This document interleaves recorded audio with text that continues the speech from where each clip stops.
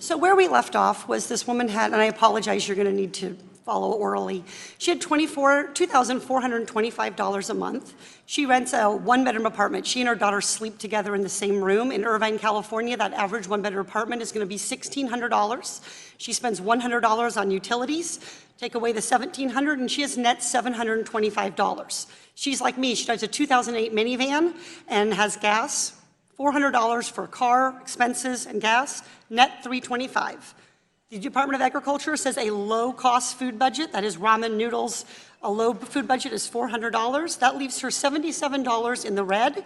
She has a Cricket cell phone, the cheapest cell phone she can get for $40. She's in the red $117 a month. She has after-school childcare because the bank is open during normal business hours. That's $450 a month. That takes her down to negative $567 per month. My question for you, Mr. Diamond, is how should she manage this budget shortfall while she's working full-time at your bank?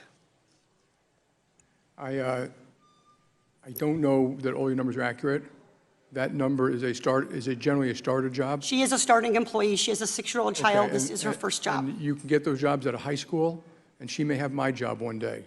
So she may, but Mr. Diamond, she doesn't have the ability right now to spend your $31 million. I'm totally sympathetic. She's short 567. What would you suggest she do? I don't know. I'd have to think about that. Would you recommend that she take out a JP Morgan Chase credit card and run a deficit? I don't know. I'd have to think about it.